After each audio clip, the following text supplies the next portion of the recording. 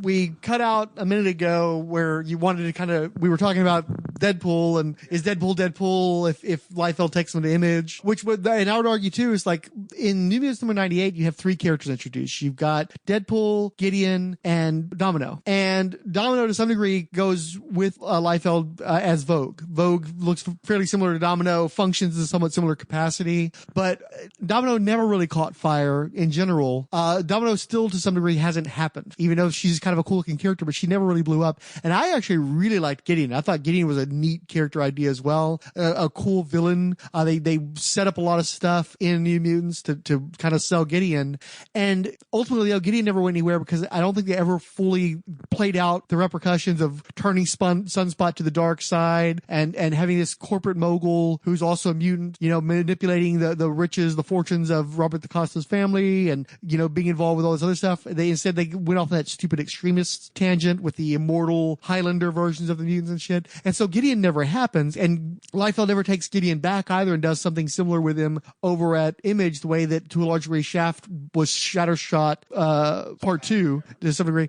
So Gideon never ends up happening anywhere, so it kind of depends on who invests in him and whether or not something ends up working. But like Deadpool, if you may remember, Ed McGuinness and Joe Kelly did the Deadpool series, right? And so Liefeld ultimately gets Ed McGuinness to go do a bunch of work for him over at Awesome on stuff like Fighting American, or originally Agent America. And they did like that Smash comic where there's their riff on the Hulk and stuff. And McGuinness doesn't go full McGuinness until he's over at Awesome. He did nice work on Deadpool, but he didn't fully embrace that cartoonish style of his until he's at Awesome. And then he comes back to the mainstream at DC with Superman. And I still feel that Ed McGuinness may perhaps be the greatest Superman artist of all time. I love Ed McGuinness as Superman. Batman Superman. He did Batman Superman with Jeff Loeb, but I actually really liked his run on, I think it was Action Comics or one of the other Superman titles where he was just doing Superman. Is he still drawing today? Yeah, but he does a lot of covers and stuff. He doesn't do a ton of interiors anymore, which is unfortunate because I think he's an incredible artist. I think he's one of the greatest artists of to come up in like the late 90s, early 2000s. These guys that came up after Image,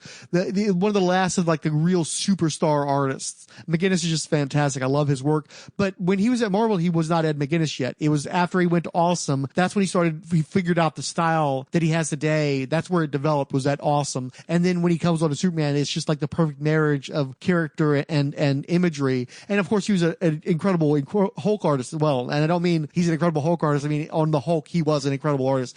I think he does one of the greatest Hulks that was ever done either. But Superman especially, I think he's just phenomenal. And Liefeld peels off Ed McGuinness to go do fucking Agent America, Fighting American, all that kind of stuff. And that doesn't ever go anywhere, Ed McGuinness doesn't become Ed McGuinness till he goes back to the mainstream. What if he'd peeled off Joe Kelly instead? Because as much as I liked Ed McGuinness's art on Deadpool, he wasn't there yet. It was Joe Kelly and how he wrote Deadpool that really created the Deadpool that we know today, that made him the fan favorite character. And again, it's very similar to what happened. You know, the Merc with the mouth. Yeah, I mean, I'm not even sure if he was referred to as the Merc with a mouth yet before the Joe Kelly series. Deadpool as a series was sort of a chance that Marvel was taking. This was when Marvel was in their bankruptcy period, and they were kind of just testing the waters with shit. Deadpool had some heat on him in the past, but that had really cooled by the time they got to the ongoing series. And the series that Joe Kelly wrote was a cult favorite. It's just like with Christopher Priest. Christopher Priest's Black Panther barely survived month from month. The book was not selling well at all. And one of the reasons why the book was as weird as it was because he was constantly trying to reconfigure the book to make it something that would sell. Marvel needed hits in the post-bankruptcy years, so they were constantly trying to figure out a way to make Black Panther at least pay for itself instead of being this book that just barely barely scraped by month after month. Now Christopher Priest's stuff is revered and people are buying it in like omnibus format sort of stuff. And then obviously a lot of the material that was mined for the Black Panther movie came from Christopher Priest, but the book didn't sell for shit. And Priest will be the first to tell you that the Reginald Hudlin series, which I didn't think was all that good, sold magnitudes better than the Priest stuff ever did, even though it's not that well regarded anymore, it seems like. And not very much of the material from the Hudlin run made it into the movie. Most of the movie is the Don McGregor material and the Christopher Priest material. So it was never a financial success, but it was a cult hit and it was hugely influential. And the same thing happened with Joe Kelly on Deadpool. The book didn't sell that great when Joe Kelly was doing it. And Christopher Priest was the one who succeeded Joe Kelly on that. And both of their runs are well remembered. Both those runs paved the way for Deadpool becoming the cult phenomenon that he became, and then ultimately becoming a major culture phenomenon where he actually became a huge comic book character with a huge fan base that has crossed over into the mainstream. And you buy Deadpool shirts in Target and Kroger's, Kroger's and Walmart even before the movie. You know, he was still already a thing that people were aware of from video games, from cartoons, from everything else. And it all goes back really to Joe Kelly's work.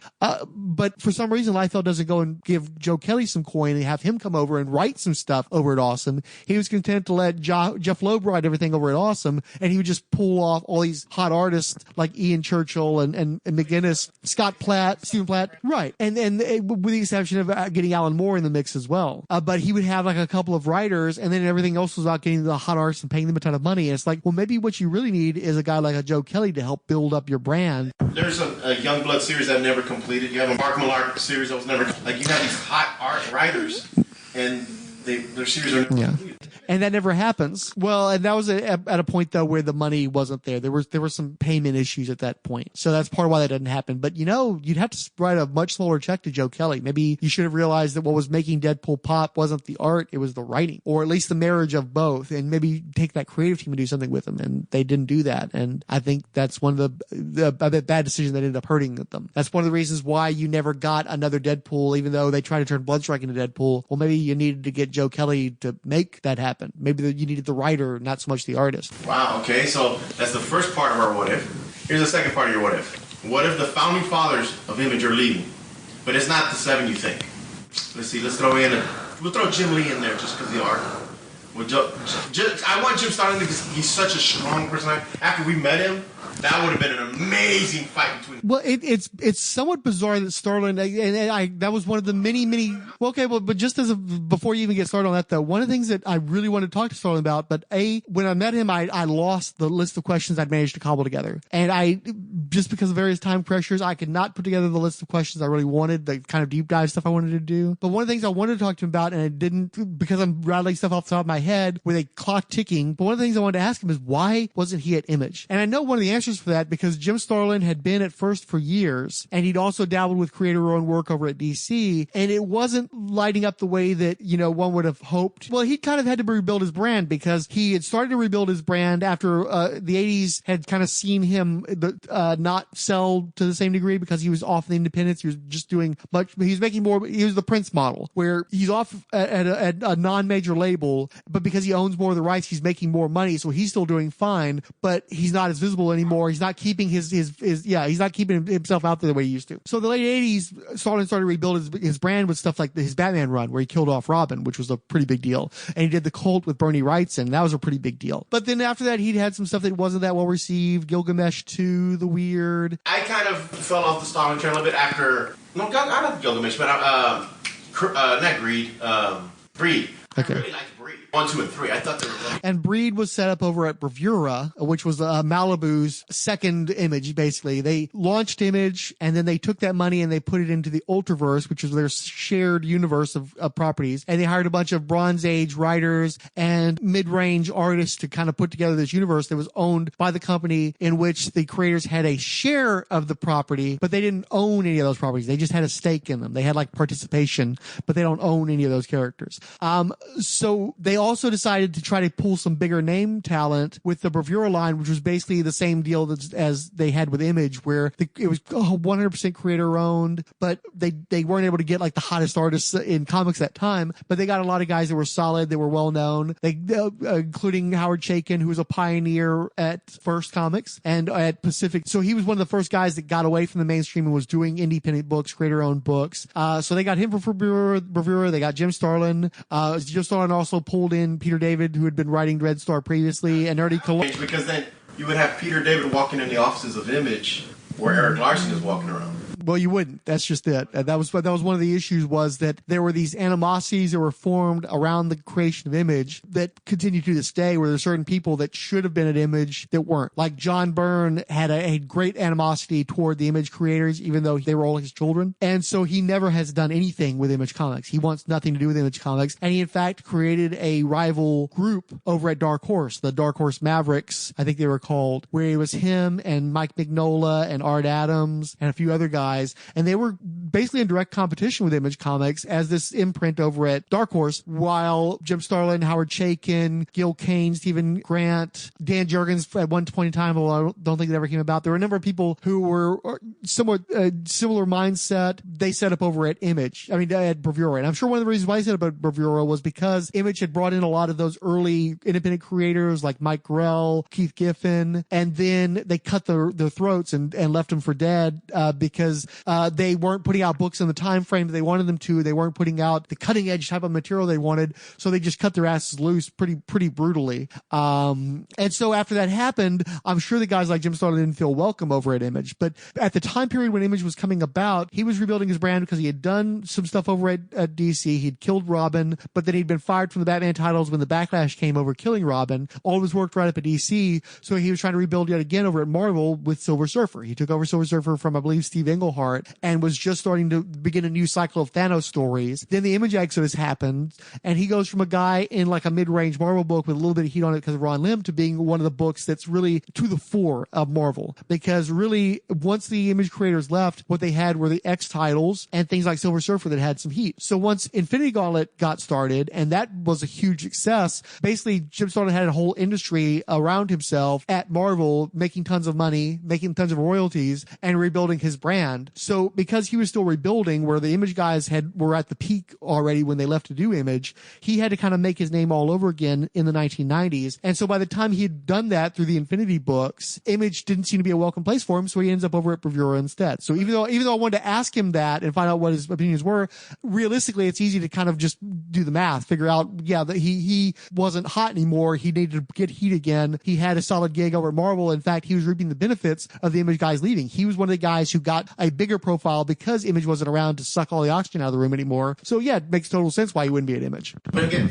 the what if concept, with him sitting at that table with them, what kind of influence do you see the Image books would have taken? Because he's a writer and an artist. Yeah. Well, not just that, he's also a businessman. He's a guy who crunches the numbers. He left Marvel not because of any kind of creative differences, but because Marvel stopped cutting him the checks. And he's like, okay, well, I see what you're doing here. I'm going to sue you and get my money. And I'm also taking my property to another publisher. And then once he went to that other publisher, he had a title that was sustained for a number of years with other talent. He only drew the book wrote and drew the book for a few months. Then he just only wrote the book. And then finally he was having nothing to do with the book whatsoever and was able to farm out talent to keep that book going and be able to profit off of that book while it was continuing to publish under other hands. So that's basically the Image model. He's sort of like laid the groundwork for that, because there were a lot of books. Howard Chaykin also, he started American Flag. He did it for a number of years, but ultimately he farmed that stuff out to other talent who were drawing it and writing it and everything else. And he was still profiting off of it. First Comics was still keeping it running, and they were profiting off of it. So you have to be a businessman to make that work. Otherwise it all falls apart on you. But yeah, it would have made a lot of sense for particularly at First Comics, because these were guys who'd been able to sustain throughout the 1980s, and some of these guys still had a fair amount of heat on them. Like Mike Barron had been doing the Punisher book for a number of years, working with some of the Image guys like Will Portacio in crafting this stuff. He ended up going back to Dark Horse and doing Nexus, because Dark Horse managed to untangle the rights to that property after First had gone under, and a lot of the rights were compromised by the bankruptcy of First Comics. So he kind of got sucked shifted into Dark Horse because of that. But somebody like a Mike Baron would have been smart to have over at Image Comics. If Mike Baron had been writing some of those books, they probably would have done better in the long run because they'd have had more solid plotting, more solid storytelling.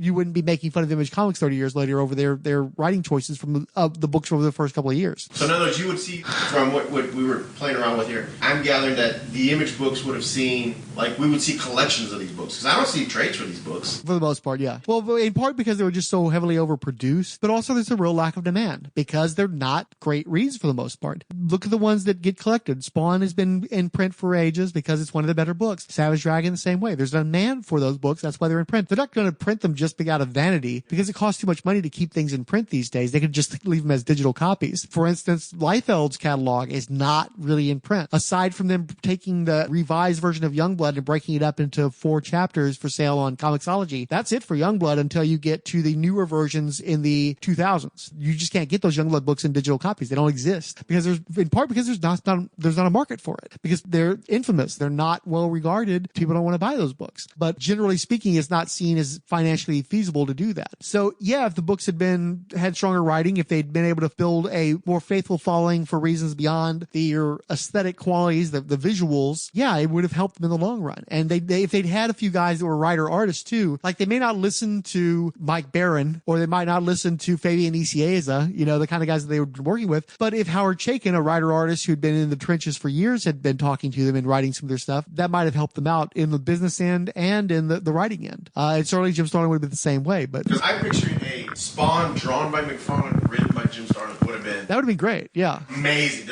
Especially because Breed covered not the same territory, but not entirely dissimilar territory. It was a lot of heaven and hell and being caught in the middle of these cosmic forces, very violent, lots of demonic entities and brutal combat and stuff. They're not really that dissimilar. So yeah, it would have been, I would have read the shit out of Spawn if Jim Starlin had been writing it. Are you kidding me? I just think that, because I'm thinking the whole point of this what if was to throw these weird concepts out because you're so versed with the writers and stuff to see like what, we can't predict what would happen, all the components, but how much difference would there be from there to today if these writers, like you said, if Kelly Rowland did go to Image Comics, Deadpool would have probably thrived with it. And Image Comics, right now we'd have seen a movie, Deadpool from Fox, an Image property, and it made all this money with what's his name? Ryan Reynolds. Well, and if that had happened too, think about that. Deadpool, unlike a lot of those other properties, Deadpool doesn't need the X-Men. It really does stand on its own. It's kind of its own thing. So imagine if the creator had 100% stake in that. Dude, he could have gone and knocked on the door of Cyberforce. That Colossus, you have impact. You got the characters you need. You could create characters on the fly. And you're right. Those characters were known X-Men, except for Colossus. But Colossus. Well, I'm not just talking about the movie though. I'm talking about even in the comics. If you look at all the solo Deadpool material, it's almost all stuff that's within his own little universe. It's Trinity and Slayback and T-Ray, Vanessa, Copycat, Domino. It's all stuff that was really in, if not in Liefeld's area, the people who worked with Liefeld. It really is isolated from the rest of the X books to a large degree. Yes, it launched an X-Force. Yes, it helped that he was basically the Deathstroke of the New Mutants, showing up and kicking the entire team's ass in one issue. I'm sure that helped to launch him. But after that, and especially the things that made him the cult phenomenon that he became, you don't need the X-Men for that. It's kind of its own thing. Deadpool was off in his own space. So you could absolutely have made that work as an Image property and rather than having ever been at Marvel. That's a good point. See, because like I said, I just wanted to play this little game just to see where we could take it. So that was our version of What If. Well, did you have anybody else besides Jim Starlin you would want in the well, no, it's just it's that's right, but it's just like you. Well, it's just you just can't. Yeah. Okay, so John Byrne's not going. We've already discussed that. Jim Starlin, I say, in my opinion, would have remolded Image. Image would have been. I think they'd have had their shit together a lot more with Jim Starlin around. I think they would have respected him. I think they would have listened to him. I think he could have written several of their titles as well as doing his own stuff. I think that Breed would have been a good fit for them. I think aesthetically, this whole goofy dialogue, he would have been like, no, you need to put more. Like when he talked to us, more in your heart and soul into it. Al Simmons discovers that he's not exactly who he thinks he is. He's half human and half demon, and in trouble with just about everyone. In Todd McFarlane and Jim Starlin's groundbreaking series, Stone, Al Simmons continues his journey of discovery, learning more about his Sudonic heritage and Level's dark designs for Earth. This section of the Spawn saga starts off in a Shaolin temple in Tibet in the mid-70s, continues through the 80s with Al fighting alongside Central American rebels, and ends with his costly confrontation with Violator and his brothers. Also, readers will finally learn who the mysterious woman is that has been stalking Spawn across heaven and hell, Angela, the deadly agent of the pan-dimensional Papal Inquisition.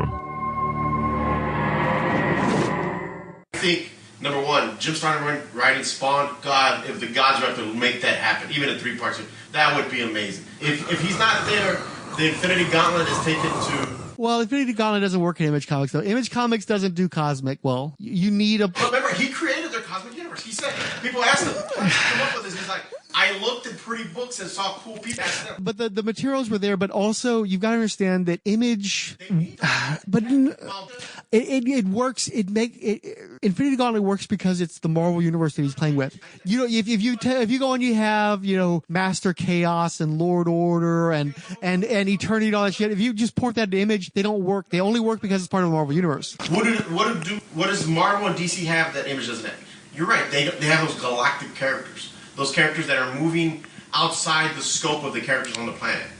Image doesn't have that. Everything is Images in there. Now, some of the newer stuff like Glory and the New Prophet stuff went outside and they played with that concept, but they don't have that giant world building. I mean, because now Image is almost... I don't feel like it's conjunct. They're not connected anymore. And I think that's both an asset and a great detriment because you don't have an Image universe that you're selling anymore. None of the individual titles support one another. They're all islands, and some of those islands are more populated than others. Some of those islands are more profitable than others, but there's nobody to lift you up if you're failing. You know, you basically stand and fall on your own devices for each individual title. I think Starlin would have walked in there and maybe thrown that concept. Like, we don't have anything bigger than Spawn's hell. Like, you know, you need something so that your characters can grow and do something else. Because, I mean, even Wildcats, they come from another planet over here, and that's it. Like, there's nothing... Yeah, but the thing is, the problem with the Cosmic and making Cosmic work, because there were other companies that did try to do Cosmic. Dark Horse Comics Greatest World, for instance, tried to get Cosmic early on. You have to build to Cosmic. You can't start with Cosmic, because it's too... Cosmic Odyssey, that was such an amazing book. But again, he's building off of pre-existing concepts. You've introduced those concepts. I'm not saying space. I'm not saying aliens. I'm saying the kind of cosmic stuff that Starlin traffics in, you've got to build to that within a universe. Like, you could go off and do Warlock on its own without it being part of the Marvel universe at all, right? And it's still a good story, but it means a lot more when it starts off as a small tale between, you know, Warlock and an evil future version of himself, and then Thanos gets involved, and then the Avengers and Spider-Man and things starts to get involved. Yeah, you bringing these earthly characters that are familiar, that you're beloved, and you're taking them into this cosmic space, so you have an automatic scale. You know where the Marvel heroes are, so when you take them out of their element and you put them into these fantastic circumstances, you feel it even more because you've got something you can relate it to. Whereas when you go straight to cosmic without having developed that properly, it's just too esoteric. It's not, you don't have anything to ground you. You don't understand what it all means to you as an individual, to the individuals involved. And all of Image had a problem where they were trying to act like they'd done the hard work that they hadn't done yet. The entire universe starts mise-en-scene. It's all already like they've got all these teams and all these concepts, all these properties. Yeah, we just kind of step into it, and you're not invested in those characters yet. You're not invested in that universe yet. You don't know how all the pieces fit. It doesn't mean anything to you. And so when you do cosmic, where you don't even have the grounding of an earthly environment and earthly physics and everything else, then it's just that much more alienating. It's that much more distancing because it just doesn't mean anything to you. There were cosmic Image books and there were spacefaring Image books, but DC Comics took decades to build up their universe in order for a cosmic odyssey to happen. Same goes for Marvel. Now, if you had a property like Fantastic Four in Image, which someone like somebody like Starlin could have set up, where you take these characters that are familiar, that are relatable, that they have personality, and they or something that that are from our world, but then they're taken to this next level where they're a little bit more fantastic and a little bit more crazy. And then you take these guys that you understand and you know where they're coming from, and then you put them in cosmic circumstances. That's what Fantastic Four was. Is there a team of adventurers similar to a bunch of other properties like Challengers of the Unknown, or in television things like, 20,000 Leagues Under the Sea, these teams of people, Sequest, whatever, these explorers that are basically human, although in the case of Fantastic Four, they're enhanced. But then you have them explore all these bizarre realms, and that's where the Marvel Universe gets built. That's why Cosmic works in the Marvel Universe better than it does at DC, because you've got the negative zone, and you've got this Kree, and you scroll, and you've got all this stuff all set up.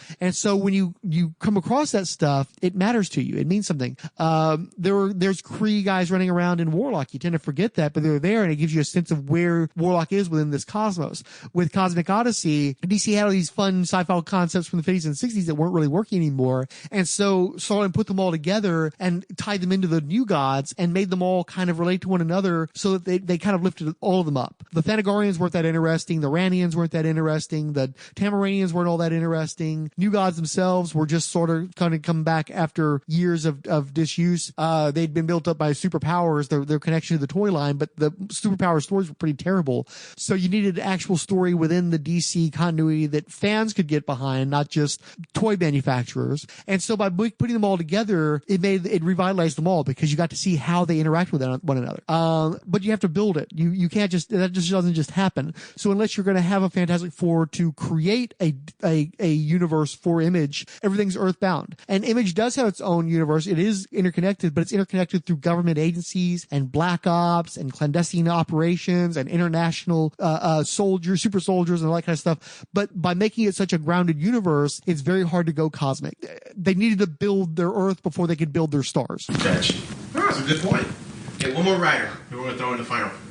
Well, you never did come up with anybody besides Starlin, though. Well, you didn't let me, did you? Dude, if I was feeding a lion, I literally lost my arm. Because you were licking your chops on that one. Let's see, I was going to say the British invasion of, and Garthinus, Alan Moore, Warren Ellis, but they've already kind of touched on those books, and they've done their magic there and walked away. Even Neil Gaiman. I want to say. But see, imagine if, here's the thing that you haven't mentioned, okay? What's another line that got huge around the same time as Image Comic? Karen Berger and Shelley Bond over at Vertigo, right? They take all those British talent that they've been cultivating for several years, and they gave them their own little playground, and they helped to build each other up by saying, okay, look, all of our kind of adult, kind of weird, alternative college-age comic books, they're all going to be part of this one line. We've got one huge hit in Neil Gaiman's Sandman. We're going to try to, most of the other stuff was in disrepair, because Swamp Thing wasn't in a good place anymore by that point. Animal Man wasn't in a really great place by that point.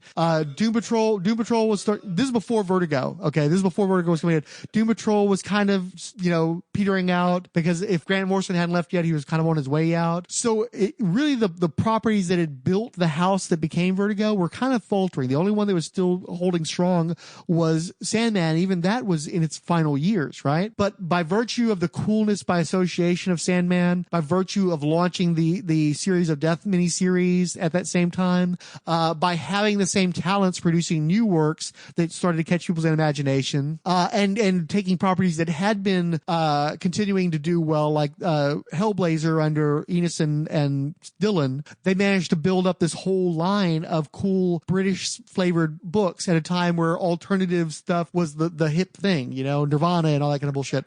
So one of the things that Image had a problem with, because they were so late to the game in getting writers in the first place and not utilizing them to the extent they could, again, the Spawn writer series, you got Alan Moore for an issue, you got Neil Gaiman for an issue, right? And then when you go back to those guys, Alan Moore doesn't do another thing with, Spawn, Alan Moore was in there pretty early on, because he did the Violator miniseries, then he did Spawn Wildcats. Neil Gaiman came back for 3 issues of Angela, then he was gone again for another year or so. Well, but that's just but Garth Ennis didn't come in until years later, Garth Ennis was 95, 96, I think they finally roped him, but he'd been building heat at Vertigo earlier on. What happens if Image goes, okay, we need writers, and we don't want to work with the same hacks that we hated over at Marvel or what have you? So what happens if they raid, the really hardcore raid those British talents? What if they grab your Grant Morrisons, your Neil Gaimans, your Garth Ennises? But I felt you were going to be like, That's too easy. We've already seen that. Yeah, but imagine, because Vertigo had a lot of steam in those early years, and Vertigo was a hugely important property for a lot of years. And think about it again. One of the things that makes Image Comics what it is today is by being the new Vertigo. Vertigo was the place where you could be a not so big talent. Garth Ennis and Steve Dillon were not like huge names or anything, but they were able to take the heat they had off of Hellblazer and roll that into Preacher, and Preacher ended up becoming this huge cult sensation that became the new Sandman, essentially. Well, it took a while for Vertigo to get to the place where they were able to do those kind of creator-owned contracts, and of course, ultimately those were terminated by Warner Brothers executives not wanting to give up any rights to anything, wanting the whole fucking pie, not just a tiny piece or no piece whatsoever. So what happens if Image raids that talent pool to write their books? What if? And it's weird because I'm not sure it works. Really? Because again, one of the problems I'm having as we're reading some of these Image books that are written by guys like Moore and Gaiman is they don't take them seriously. They really feel like they're kind of hacking it out. They're kind of like, almost like, to some degree, when I read the stuff written by the British guys over at Image, it almost feels like they're mocking them, like they're satirizing Image, like they're critiquing them. They're not fans of Image. You can tell from reading the stories. They may like the Image concept. They may like creator-owned, books that sell, but I don't think they actually like the Image creators. I don't think they like their art. I don't think they like what they're doing to the industry and the types of stories they're trying to tell. I don't think that Alan Moore gets his dick hard with, his crypto-fascist government organizations, policing the world in ultra-violent fashion. That's not his bag, man. It's not Grant Morrison's bag, certainly. Gaiman. So to the degree that those guys worked on those properties, to a large degree, they were mocking them.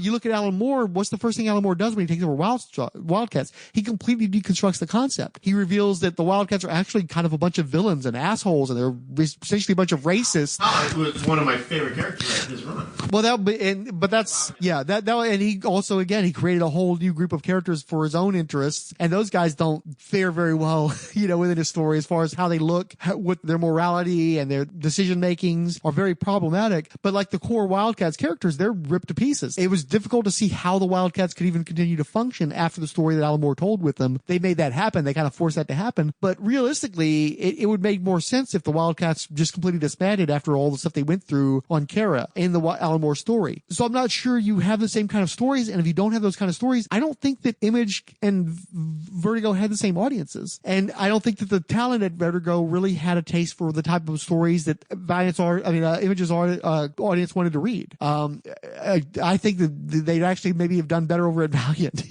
potentially, if you're going to try to find a line that kind of marries those sensibilities a little bit better while still being commercially viable. I don't think it works. I don't think it works there's a novelty to having those guys work on Image Comics characters for a short span of time. And then later in the decade, when they took it a little bit more seriously and were able to do stuff that was more in their wheelhouse, particularly the late 90s were just like filthy with analogs.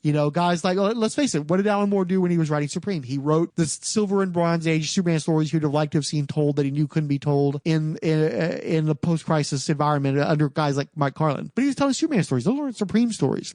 And those aren't the kind of story, those stories didn't sell that great anyway, but they certainly wouldn't have sold great in the early 90s because that's not what people were looking for. They wanted new and fresh. They didn't want these nostalgic revisitations that Alan Moore ended up doing in Supreme.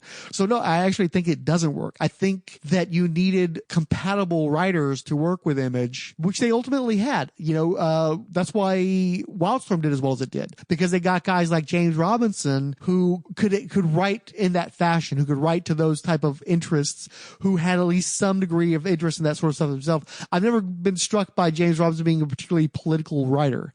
He's a guy who I think enjoys making some money and telling fun stories, and I don't think he's as much of an ideologue. Where if you go to the guys that are more in that, like a Pat Mills, Alan Moore, these guys have very rigid ideas of morality and what kind of stories they're comfortable telling and what kind of people they're wanting to associate in creating works. So I'm not sure that works. I think they might actually have needed to get a different kind of group of writers. They could have gone by with the guys they ended up getting by with your Paul Jenkinses, your James Robinsons, that kind of thing. But I don't think that it actually works if you try to go to the Vertigo guys, because those guys were just in super different of a headspace. It's true in the sense that you're saying also because you're taking guys who are taking, like you said, the weird and the unusual characters and fashioning stories around that, and then you're going to throw them in a superhero setting and then want them to tell those strange and weird Yeah, and it's not just the superhero stuff though, and it's not just that it's people didn't want strange and weird from Image Comics. People wanted kick-ass, fights and cool dark twists and turns and shit. So it's a completely different mindset. Even if they'd allowed the Vertigo writers to tell the kind of stories they wanted to tell, those weren't the kind of stories the Image's audience wanted to read. Nice. So that was our first episode of What If. I don't know where it's going to go, but it's a fun conversation. Yeah. I would say you do an opening of of Watcher voice saying, "I am Utatutu of Earth 1210, and this is the What If of the Marvel Super." Dude, I found that very interesting because thank you. Because again, you're doing all the talking, but it's not like in issue 714 Yours was just like you're putting it's. The best way I could put it together is I literally watched the living episode of Limitless, where like the character talks about like, have you ever seen the movie Limitless? No. Where he takes a pill and all it does is it reshuffles all your memories and ideas together so they make sense. So a book that he flipped through, he can actually remember all those pages, or an article he read, or a news report on the radio. Like he's able to put all these things together and put them together and create, like basically tell the future by putting all these events together, because all these dominoes are going to hit each other, and so he goes into the stock market, he dominates the stock market, and then he realizes to gain power he needs to be political, and so he slowly. I have the movie. You want to borrow it? It's a great movie. It's a fast movie. It's fun. They did a TV series out of that too, as I recall. Yeah. It just didn't capture the movie because the movie works as a self-contained story, and Bradley Cooper's really good at it. But watching you was that. This article, I literally was like, he read this in Wizard, he saw this on this, and so you're putting them together. And you're like, and so this will work, especially the middle part was a little bit too much like we usually did. That last part was like, well, let me ask you this: what if the British writers come? It doesn't work, and that's kind of what I was going after. I want to see throw some because they've tried again. The British writers tried to write for Image. They wrote interesting stuff, the Alien versus Stormwatch and. Well, Ben Warren Ellis is a guy who did work within the Image confines. He's specifically over at Wildstorm. He was a great fit for Wildstorm. Honestly, I'm not sure that Warren Ellis. Oh no, you're right, because now that I think about all the English writers, they wanted to break the toys. They played with them. They wanted to break. Well, Warren Ellis breaks the toys too, but he they all break the toys. Yeah, they all tend to break the toys. Yeah, they're all breaking the toys. They're not there to like play with your toys. They want to kick them, stick them in the sand and stuff. And so Image is not there yet to be able to pull that off and get away with it. DC and Marvel can, because they just reshuffle the cards and we're all over again. Where Image is still at the gate, they're still trying to build that core audience to carry them through. If you kill off, the Wildcats, then you're kind of like, well, okay, they're dead now, right? Like, you're not going to be like Marvel and DC and bring them back, right? You're going to be different, right? Because that's your shtick. You're different. You're going to leave them dead.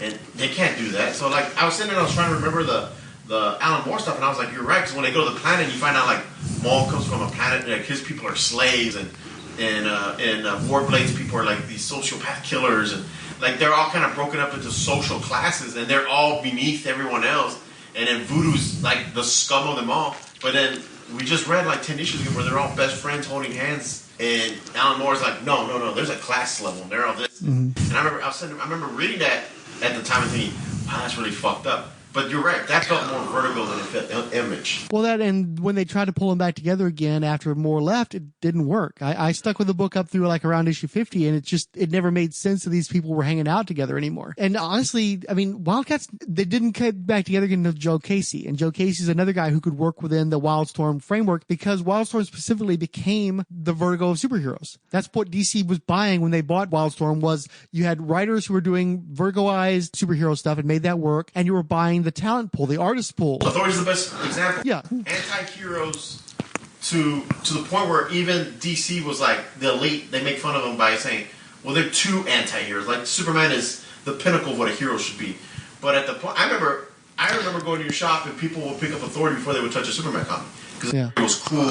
Yeah. It was British. It was dark. It was everything that Superman was not. That's why when I watch that Elite, or I watch it or I read it, it's always fun, because it's the Superboy fanboys flipping off the Authority like, well, this is what a real hero is. And I remember I actually preferred Authority because it was one of those, well, what happens if the heroes actually step in and start like putting pressure on governments to like, no, you got to do better.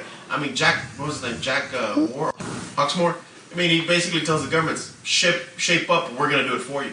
Like, dude, they're technically like villains. Like, they're really villains but they're trying to do it for the betterment of man. Like, to me, it was very complex. Like, you couldn't root for them, but you couldn't hate them either because they were trying to change everything for the better. But then you start seeing all these government agencies trying to undermine them.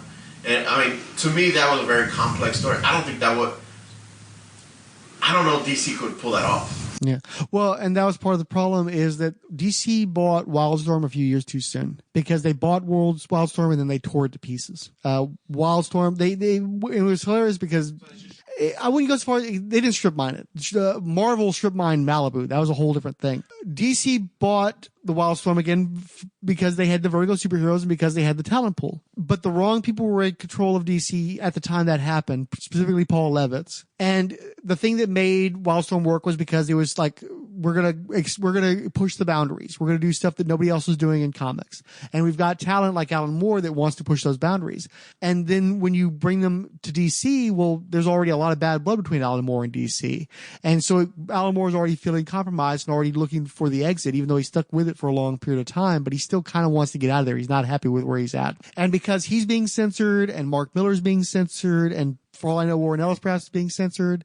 It becomes a chilling effect. And where you had a company that was pushing the boundaries and exploring territory, those exciting people, all of a sudden they were neutered. And so most of those writers ended up going to other places. They abandoned it. Mark Miller went over to Marvel and became a huge Marvel superstar after really becoming famous off of Authority.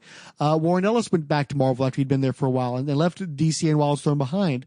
The artists that had been hot at Wildstorm did some art for DC, but a lot of them ended up splitting because DC wasn't where they wanted to work. They wanted to work at Wildstorm, and they weren't happy with what happened there. A lot of the people that had made Wildstorm's marketing and it helped to push that company forward, they didn't want to work at DC either when they formed IDW, and IDW has become a industry powerhouse. So by buying Wildstorm, particularly at a time when they weren't prepared to deal with what Wildstorm had to offer, they basically destroyed Wildstorm. Now after Paul Levitz retired and it was Dan Didio, there was a better fit, but by that point Wildstorm was already falling apart and it was too late to save it by the time that Didio was in charge. But I'm not sure that Didio was necessarily the guy to save it either, and I don't know that you wanted a Wildstorm by the time the 2000s rolled around. I think that they're most vital. They lost their vitality and they lost their industry role, and other people kind of filled that void to some degree, but to a greater degree they just were never replaced, and it hurt the entire industry by having Wildstorm get lost to DC. You know? Well, I mean, think about it. What's the closest thing you had to Wildstorm after Wildstorm got bought by DC? Probably Marvel Knights, you know, where they got revitalized, where they basically started. Marvel Knights was the testing ground for revitalizing the entire Marvel universe, but there were limits, obviously, because it's Marvel Comics, and they tried to push those boundaries. Bill Jemas, Bill Jemas was definitely a daring person who was willing to push boundaries, but he had bad taste and he always pushed the wrong boundaries. It was always like him getting his buddy, the shock jock fan guy Zimmerman, to write Rawhide Kid as a flaming homosexual and stuff like that. And it's like we're in the early 2000s, we're finally starting to move away from those kind of gross, excesses, and Marvel was trying to lean into them at the exact wrong time. You never replaced Wildstorm once he was gone. Wildstorm, to some degree, showed the industry what it could and should be doing, and then it got absorbed by DC, and nobody did that anymore. And you ended up with this watered-down version of what Wildstorm was, with guys like Mark Miller going off to Marvel, and then later on doing his creator-owned stuff, where it was obviously very successful. Miller did very well for himself, but it's still a bunch of analogs in short-term stuff. So you can only build so much when you go off and do a Superior or whatever, you go off and you do Jupiter's Children for 6 months here, you do a Wanted over there for 6 months. You can't build momentum because you're basically offering people one book or 3 books, and what you need is whole lines. You need whole universes to propel the entire industry forward. It ends up just serving Mark Miller, and it doesn't serve the entire industry by having those little tastes of what the industry could be doing. And also, let's face it, he's kind of tacky, and he's going to turn off as many people as he turns on. So that's why you need... That's a little bit personal. No, but I'm saying, but again with Wildstorm, if you don't like what Mark Miller's doing, you still have Warren Ellis. If you don't like what Warren Ellis is doing, you still got James Robinson. If you don't like what Robinson's doing, you still got Joe Casey. You got all these different people doing all this different stuff, and they're all part of the same universe. They're all part of the same line. So you still have something to push a whole slate of books forward and keep them going and keep interest in them. Not everything is going to be for everybody, but you've got a little taste for everybody. But if Mark Miller is just off doing his crazy stuff and he's not supporting anybody else, and there's no shared universe, there's no shared line there, it's just you either mark like Miller World or you don't. That's not propelling the whole industry. That's just propelling Mark Miller and his cohorts. Well, no, that's true. I mean, they were ending on. Yeah, from which they never recovered. Well, it was their all there to set the stage for Worldstorm, where you're going to have Morrison and Lee on Wildcats, and Morrison and Gene Ha on Authority, and it was going to be a whole new reinvigoration, and it collapsed right out of the gate. Jim Lee didn't draw the fucking book. The flagship book got one issue out. It's only ever had one issue out. They don't think the second issue ever came out. They got to 2? I don't remember 2 ever coming out, dude. And then, the Morrison, Authority got like 3 issues out, I think. And then Keith Giffen ended up working off of some of his, yeah. And Keith Giffen ended up taking some of Morrison's notes or just springboarding off of it, and it was ended up being like Keith Giffen, some other guy doing Authority, and it's like, this isn't what we signed up for. That's not what people would want. Morrison and Lee and Gene Ha, and it's going to be this big thing. And it's like, it was just a wet fart. Just nothing fucking came out of that. And Wildstorm never recovered from that shit. They ended their line, they shut everything down, and then the lights flickered for a minute, and they were right back out again. And you ended up with like Keith Giffen trying to revitalize the entire line. And I love Keith Giffen, but he's not the guy who's going to revitalize the line. He's a very specific taste. And Miller, he was basically kind of doing a Millerish type thing anyway. So if you could get the real Mark Miller, why are you going to get the kind of, So, okay. So that's the third stop in our. I don't know what we're going to do with any of this, but it's fun. It's a fun conversation though. Just throwing it out there. It's what if, Roll Spine presents What If. Yeah, I mean, we could do that as a rolled spine. That might be a thing, because Spawnometer has kind of a specific thing. Yeah, it doesn't really work there. Well, ours will be what the fuck. What the fuck would have happened if? Yeah, we'd be better with what the fuck. Like I said, to me, honestly, this was an interesting conversation because your storytelling, but again, we're throwing out. Well, I love when you went with the British thing wouldn't work. Because people have been, it wouldn't work. No, it wouldn't work. And this is why not. And you give good examples of why it wouldn't work. Because I thought it would have worked, but you've made. I mean, even I started agreeing with you. No, they were there to break toys. Now you made it sound worse, but they're mocking them and shit. I literally, but I do think they didn't take it seriously. They were kind of just half-assing it for a paycheck. You could tell they just. I think part of it too is take a guy like Alan Moore, right? When you hear that story about whatever happened to the Man of Tomorrow, where Julie Schwartz was talking about how he's going to do like a last Superman story to kind of wrap up his run before Superman jumps in, and the story I heard is like Alan Moore literally like jumped out of his seat, grabbed Julie by the lapel, and said, "I have to write that story." Well, obviously he has a love and a passion for Superman that he absolutely has to be the guy who tells that story about that specific character. None of those guys loved the Image concepts, and again, like most people, they were probably mocking them as like second, third generation X-Men knockoffs. And they weren't invested. They didn't come up from a generation that cared about the X-Men necessarily. Their generation were into, just a whole other bunch of different books. They were probably more into like Swamp Thing, for instance, Ween and Wrightson. So they didn't have the passion for it. So how are you going to write third generation knockoffs of stuff you didn't care about in the first place and bring that kind of passion to it? It's a paycheck gig, and that's why they would half-ass it. I love your little tangent on the Jim Starlin and stuff. Like I was trying to egg you more, like in what direction? Because I really. Well, Starlin doesn't have to do cosmic though. And Todd McFarlane, like when he told that one Fagan told that story where he's sitting there with the founding fathers of Image at lunch or dinner with him and his buddy, and he's just like, "How the fuck did I get?" I'm thinking you put Jim Starlin at that table, and right off the bat you have him and McFarlane just bumping heads left and right because McFarlane has always been he said, Fagan said, "Oh, he was the engine that pulled the cars. Everyone else was a car.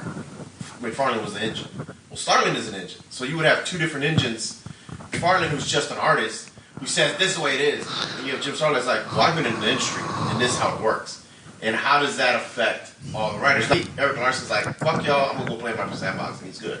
Jim Lee has always been the scaredy cat of the group. He's going to jump on whatever side is the safest. He's not a daring guy. Well, no, but Image was still daring, but I think that it was about crunching the numbers. But when he saw all the talent, Yeah.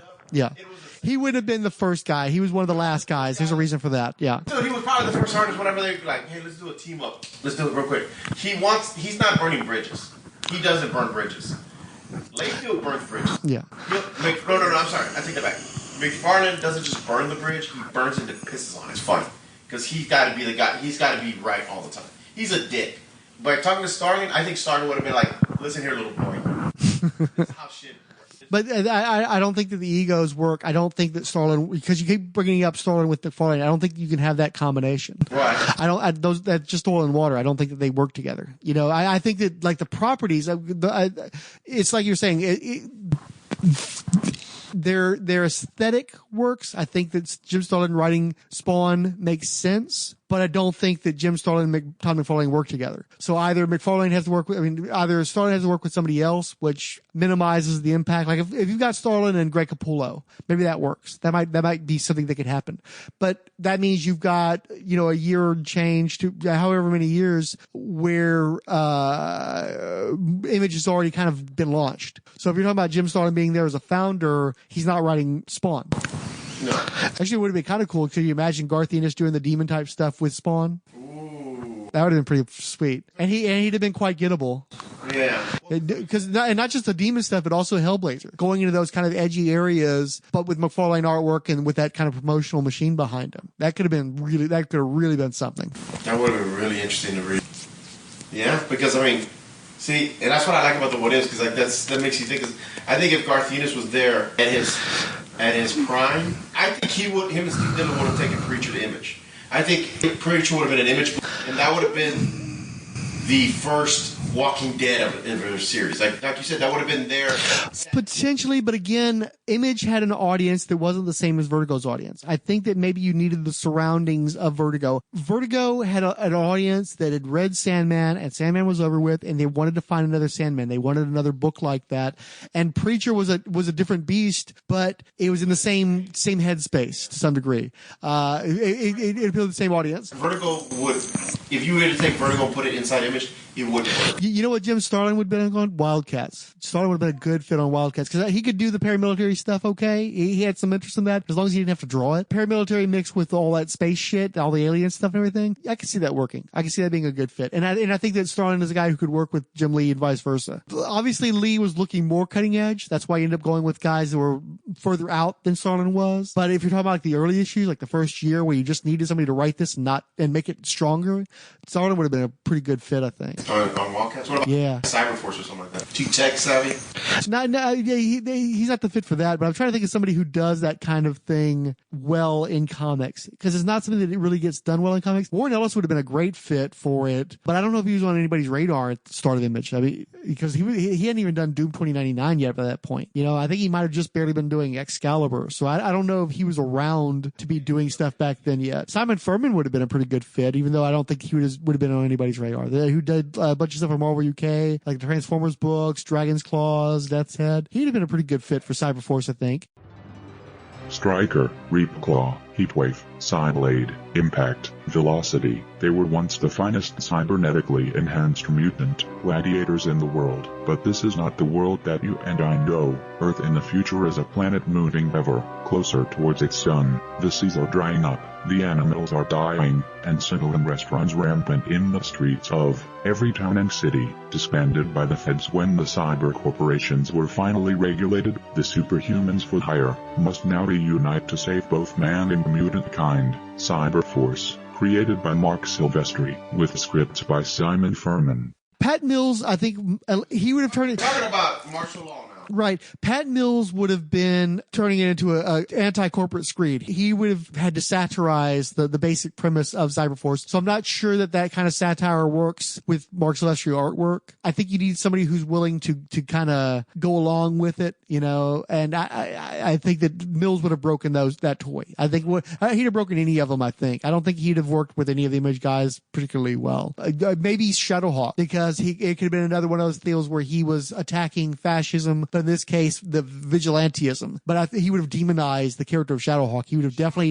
It is martial law. yeah, he would have made him a detestable person. By the time Shadowhawk ended, I think Pat Mills would have turned him into something that needed to be brought down and then would have been hated by people. But it would have been interesting, yeah. That would have been very interesting, dude. Like to have you start a book out with a hero, and then as the book goes in, it turns. Yeah, they slowly become the villain of the book. Yeah, yeah. You have a cutoff point. I mean, you literally have your, it's not one of those fucking books that last forever, or you stop at 144.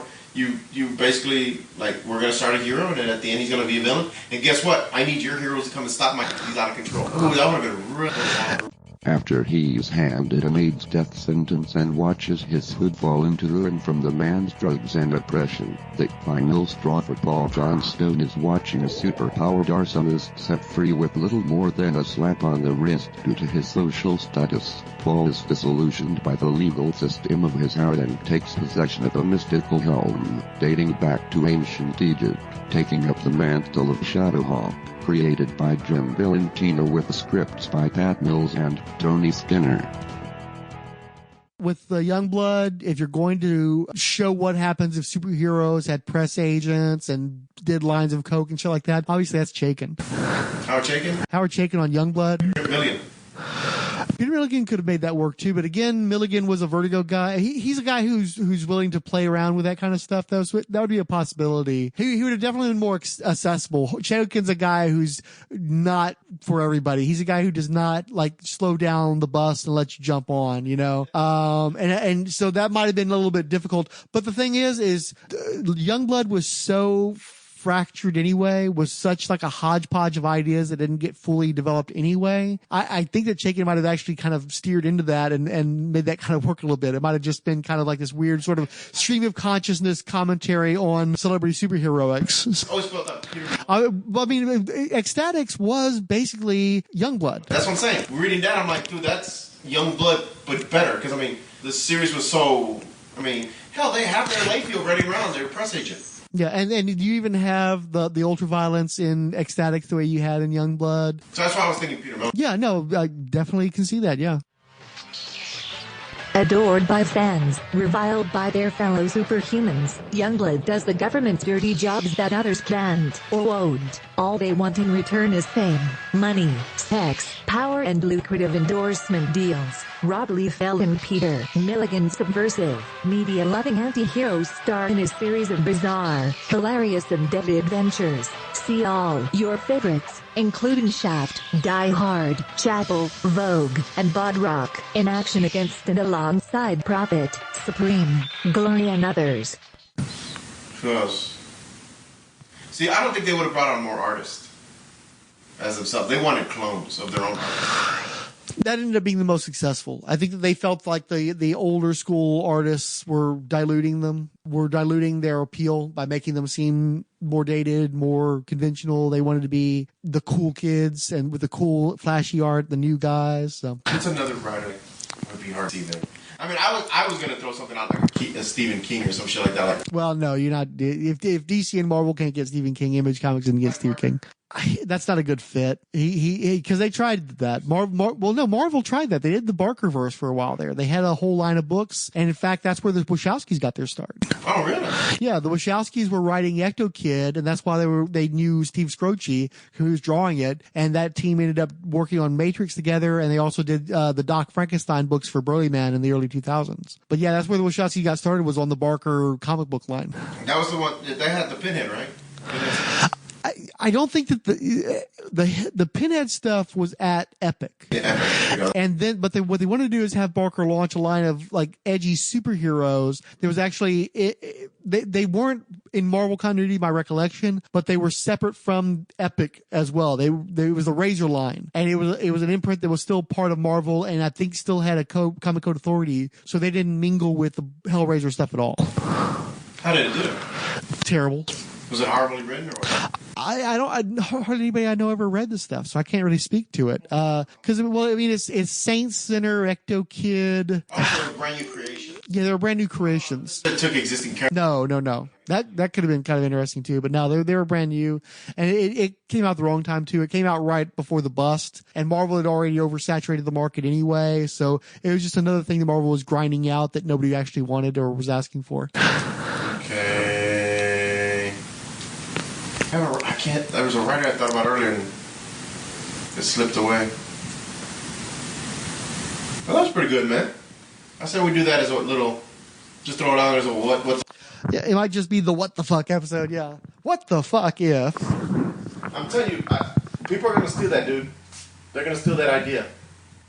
And that's not all. Don't miss Wildcats by Jim Lee and Larry Hama. The Savage Dragon by Eric Larson and Evan Dorkin. Wetworks by Will Sportasio and John Ostrander. We're more than just an image. Quick shout outs to Derek William Crabb, Joe Crawford, Keith G. Baker, Ali Batts, DeBaish, the 108th Sage, Dr. Ange, Chris at Bad Books for Beginners, the Cinebud Podcast, Comic Reflections, Darren and Ruth Sutherland, David Golding Art, Gene Hendricks, The Hammer Strikes Random Geeky Stuff, I Am Grant Richter, Indie Media East Coast, Joe Crawford, Keith G. Baker, Kyle Benning Likes Comics, Longbox Graveyard, Rad Adventures Podcasting Network, Randy Caldwell, Ryan Daly, Silver and Gold Podcast Network, Siskoid, Tim Price, Warlord Worlds, Wonder Woman Warrior for Peace Podcast, and Xenozoic Xenophiles.